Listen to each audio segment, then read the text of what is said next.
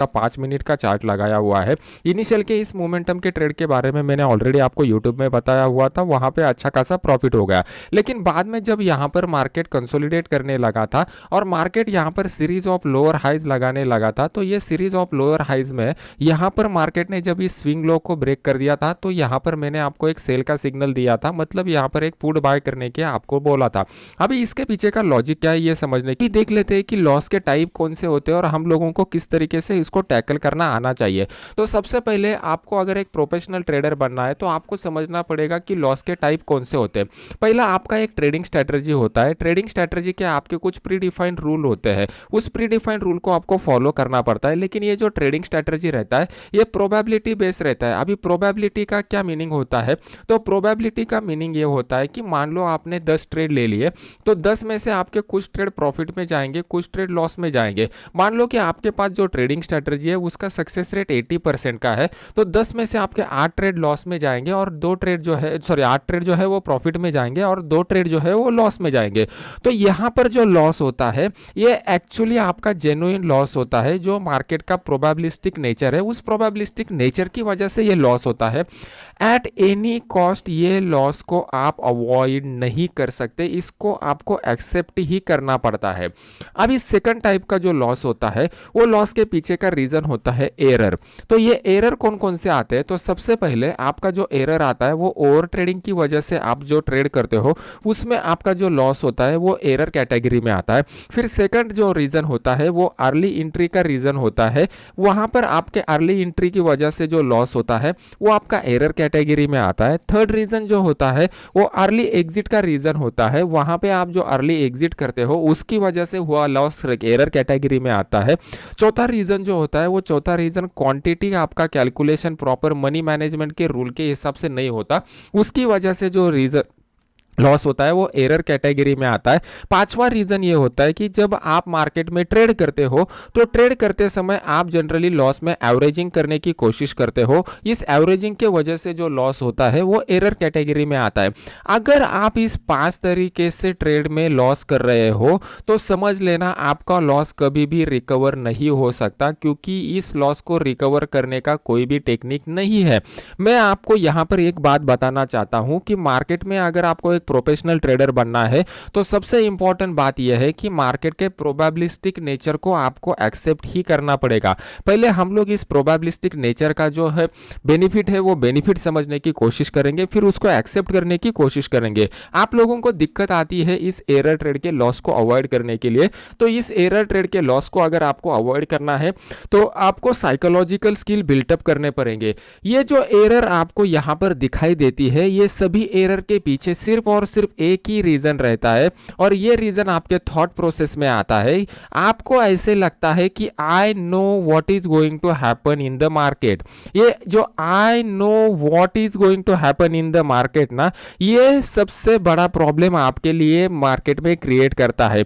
आपको ऐसे लगता है कि मार्केट में क्या होने वाला है ये मुझे पता है, इसकी वजह से आप ओवर ट्रेड करते हो। आपको पता है कि यहां से मार्केट ऊपर जाएगा, इसकी वजह से आप जल्दी एंट्री लेते हो। आपको पता है कि मैंने बाय किया हुआ है, यहां से मार्केट गिरने वाला है, इसकी वजह से आप जल्दी एग्जिट कर लेते हो। आपको पता है कि मार्केट अभी एकदम स्ट्रांगली ऊपर जाने वाला है, इसकी वजह से आप क्वांटिटी बढ़ा देते हो। आपका लॉस का ट्रेड बना रहता है, लॉस आपका स्क्रीन के ऊपर दिखाई देता है, फिर भी आपको ऐसे लगता है कि यहां से आप मार्केट रिवर्स होगा, इसलिए आप एवरेजिंग करने की कोशिश करते हो। तो आप जितने भी एरर करते हो वो सभी एरर के पीछे एक ही थॉट रहता है, I know what is going to happen next in the market. तो जब तक आप इस थॉट को आप मैनेज नहीं कर पाओगे तब तक आप आपके लॉस को रिकवर नहीं कर पाओगे। ये वीडियो अगर आप टाइप के लॉस होते हैं, इस लॉस के पीछे का रीजन मैंने आपको बता दिया है, और अभी इसको रिकवर करने का एक क्विक तरीका मैं आपको बता देना चाहता हूं। आप लोगों को एक बात को कैटेगरिकली चूज करना है कि आपका लॉस किस वजह से हो रहा है।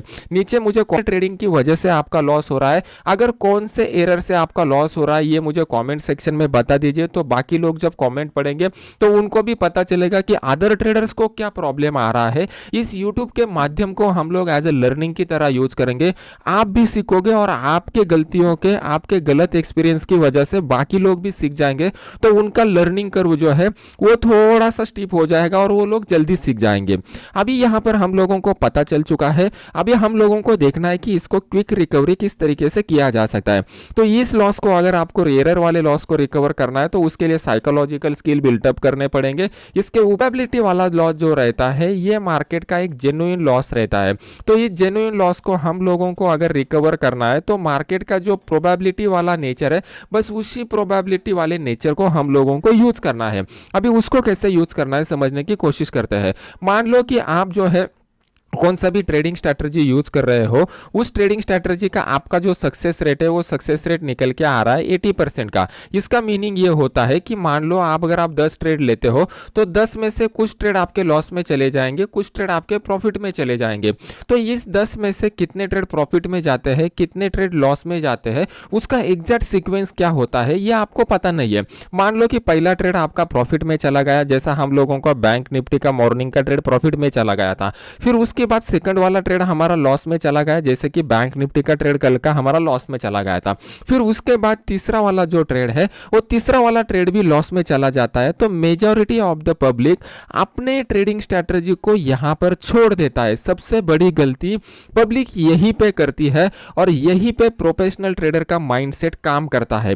एक कंप्लीट सीक्रेट मैं आपको यहां पर बताना चाहता हूं, जो भी प्रोफेशनल ट्रेडर है जिन्होंने भी अच्छा खासा वेल्थ मार्केट से कमाया हुआ है, उनको ये सीक्रेट पता है।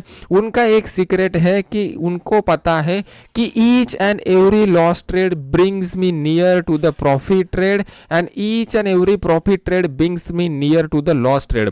मतलब मार्केट के प्रोबेबिलिस्टिक नेचर को मैं अवॉइड नहीं कर सकता, इसको मुझे एक्सेप्ट ही करना पड़ेगा और मेरे प्रॉफिट का ट्रेड मेरे लॉस के ट्रेड के करीब मुझे लेके जाता है और मेरा हर एक लॉस का ट्रेड मुझे प्रॉफिट के ट्रेड के करीब लेके जाता है।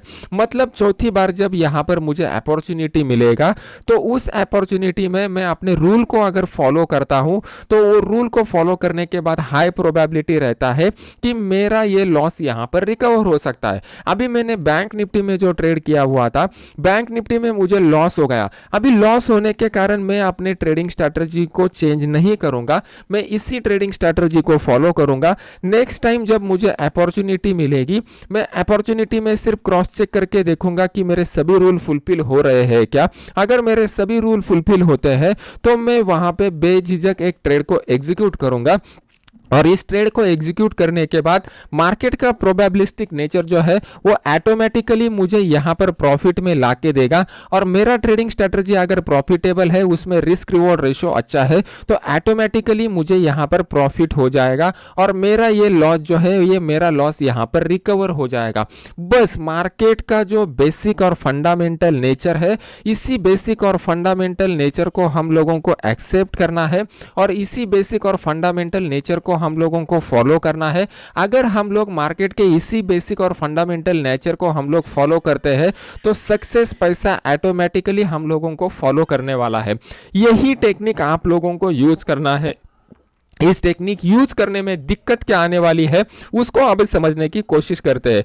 सबसे बड़ी दिक्कत आप लोगों को यहां पर आएगी जब आपके 2 कॉन्जिक्यूटिव लॉस हो जाएंगे। इस 2 कॉन्जिक्यूटिव लॉस के बाद आपका पूरा का पूरा कॉन्फिडेंस चला जाएगा, आप नेक्स्ट वाला ट्रेड ले नहीं पाओगे। यही मेन प्रॉब्लम आप लोगों को आता है। अभी ये प्रॉब्लम क्यों आता है और इसको किस तरीके से ओवरकम करना है, तो उसके बारे में हम लोग डिस्कस कर लेते हैं। मैंने पहले ही बोला हुआ था, ये वीडियो सिर्फ वो लोगों के लिए है जिन्होंने 2-3 साल मार्केट में कंटिन्यूअसली लॉस किया हुआ है और उनको एक लॉस को रिकवर करना है, तो उनके लिए मैं टेक्निक बता रहा हूं। नए ट्रेडर लोगों के लिए ये वीडियो आपको ज्यादा हेल्प नहीं करेगा, तो आप वीडियो को छोड़ के निकल जाइए। जो लोगों को ये प्रॉब्लम आ रहा है मुझे कमेंट सेक्शन में बता दीजिए कि लॉस के बाद उनका कॉन्फिडेंस लूज होता है कि नहीं होता है। अभी उस कॉन्फिडेंस को दोबारा बूस्ट कैसे करना है, इसका टेक्निक हम लोग सीखने जा रहे हैं। तो इस टेक्निक को सीखने से पहले हम लोगों को समझना पड़ेगा कि मार्केट में हमारा एंट्री होता कैसे है और हम लोग गलतियां कहां पे करते हैं। सबसे पहले क्या करते हो, आप डिसाइड करते हो कि अभी मुझे ट्रेडर बनना है। ट्रेडर बनने के लिए आप सबसे पहले क्या कर लेते हो, फिर इंटरनेट के ऊपर रिसर्च करना चालू कर देते हो। इंटरनेट के ऊपर रिसर्च करने के बहुत सारे तरीके, आप यूट्यूब को देख लेते हो, कुछ बुक पढ़ लेते हो, कुछ वेबसाइट देख लेते हो। बहुत सारे तरीके सीखने के बाद आपको पता चलता है कि अभी आपको एक ट्रेडिंग स्ट्रैटेजी की जरूरत है, तो आप एक ट्रेडिंग स्ट्रैटेजी सीख लेते हो।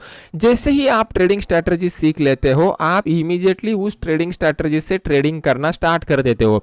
बस यही आपकी गलती है। इसमें सबसे इंपॉर्टेंट बात रहती है कि जो ट्रेडिंग स्ट्रैटेजी आपने सीखा हुआ है उसको आपको बैक टेस्टिंग करना पड़ेगा। बैक टेस्टिंग से आपको पता चलेगा कि इस ट्रेडिंग स्ट्रैटेजी का सक्सेस रेट क्या है, इस ट्रेडिंग स्ट्रैटेजी का रिस्क रिवॉर्ड रेशियो क्या है, इस ट्रेडिंग स्ट्रैटेजी में मुझे कितने कॉन्जिक्यूटिव लॉस वाले ट्रेड मिलते हैं, इस ट्रेडिंग स्ट्रैटेजी में मुझे कितने कॉन्जिक्यूटिव प्रॉफिट वाले ट्रेड मिलते हैं, इस ट्रेडिंग स्ट्रैटेजी से अगर मैं ट्रेड करता हूं तो मुझे लॉस रिकवरी करने के लिए, मतलब मेरा जो ड्रॉडाउन होता है उस ड्रॉडाउन को रिकवर करने के लिए मुझे कितना टाइम लगता है। ये सभी सवालों के जवाब आपको इस बैक टेस्टिंग प्रोसेस में मिल जाएंगे। फिर उसके बाद नेक्स्ट स्टेप आता है फॉरवर्ड टेस्टिंग का। बहुत सारे लोगों को ये फॉरवर्ड टेस्टिंग क्या होता है यही मालूम नहीं रहता। कितने लोगों को ये पता नहीं है, सच में मुझे कमेंट सेक्शन में बता दीजिए।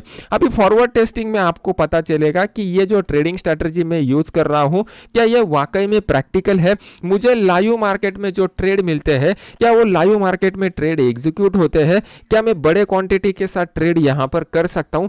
ये सभी बातें मुझे यहां पर पता चल सकती है। लेकिन मैं ये दो स्टेप्स को कंप्लीटली अवॉइड करता हूं और डायरेक्टली लाइव ट्रेड में जब स्टार्ट करता हूं तो वो लाइव ट्रेड के बाद अगर मुझे प्रॉफिट होता है दो ट्रेड में, तो दो ट्रेड में प्रॉफिट होने के बाद मेरा जो कॉन्फिडेंस है, मेरा जो स्टेट ऑफ माइंड है, वो state of mind over confidence में चला जाता है। फिर मैं उसके बाद मेरा क्वांटिटी जो है वो क्वांटिटी इंक्रीज कर देता हूं। मुझे लगातार दो लॉस वाले ट्रेड होते हैं और यहां पर मैं फियरफुल स्टेट ऑफ माइंड में चला जाता हूं। और जैसे ही मैं फियरफुल स्टेट ऑफ माइंड में चला जाता हूं, मुझे ऐसे लगता है कि ये ट्रेडिंग स्ट्रैटेजी बकवास है, ये ट्रेडिंग स्ट्रैटेजी पैसा नहीं बना के दे सकती। फिर मैं क्या करता हूं, फिर मैं इस ट्रेडिंग स्ट्रैटेजी में लॉस अवॉइड करने की कोशिश करता हूं। तो लॉस अवॉइड करने के लिए मैं क्या करता हूं, मेरे जो ट्रेडिंग स्ट्रैटेजी के रूल है वो ट्रेडिंग स्ट्रैटेजी के रूल को मैं अल्टर करना, चेंज करना स्टार्ट कर देता हूं कि किस तरीके से मैं उस लॉस को अवॉइड कर सकूं। अभी जब इस लॉस को मैं अवॉइड करने के लिए रूल चेंज करता हूं तो ये वाले लॉस के ट्रेड प्रॉफिट में आ जाते हैं, लेकिन प्रॉफिट के ट्रेड दोबारा लॉस में चले जाते हैं। तो इस तरीके से मेरा रिसर्च स्टार्ट होता है और ये जो रिसर्च है ये रिसर्च मेरा कंटिन्यू रहता है और रिसर्च कंटिन्यू के बाद सिर्फ ये साइकिल ही कंटिन्यू चलता रहता है। फिर से आप रिसर्च करने के लिए इंटरनेट पर जाओगे, फिर से नए यूट्यूब चैनल ढूंढोगे, नए बुक ढूंढोगे, नया वेबसाइट ढूंढोगे, फिर से नया ट्रेडिंग स्ट्रैटेजी बनाओगे, फिर से आप दोबारा ट्रेडिंग स्टार्ट करोगे। फिर दोबारा ट्रेडिंग स्टार्ट करने के बाद इसका बैक टेस्टिंग नहीं करोगे, फॉरवर्ड टेस्टिंग नहीं करोगे, फिर आप उसको डायरेक्टली लाइव मार्केट में इंप्लीमेंट करना चालू करोगे। कुछ ट्रेड प्रॉफिट में जाएंगे, कुछ ट्रेड लॉस में जाएंगे, लॉस के बाद फिर उसको अवॉइड करने की कोशिश करोगे, फिर से आप ट्रेडिंग स्ट्रैटेजी के रूल चेंज करोगे और फिर से आपका रिसर्च चालू हो जाएगा। तो ये जो लूप है, इस लूप में आप फंस जाओगे। इसी लूप को बोलते हैं पैरालिसिस ऑफ टेक्निकल एनालिसिस। इसी पैरालिसिस ऑफ टेक्निकल एनालिसिस के लूप में बहुत सारे लोग बहुत सालों से फंसे हुए हैं। आपके ट्रेडिंग करियर को एनालाइज कीजिए, आपके ट्रेडिंग करियर का रेट्रोस्पेक्टिव एनालिसिस कीजिए और मुझे कमेंट सेक्शन में बता दीजिए कि आप कितने सालों से इस लूप में फंसे हुए हो। तो नेक्स्ट वीडियो में हम लोग सीखेंगे कि इस तरीके से, किस तरीके से आप इस लूप को बैक टेस्टिंग और फॉरवर्ड टेस्टिंग के जरिए ब्रेक कर सकते हो और अपने लॉस को जल्दी से जल्दी रिकवर कर सकते हो।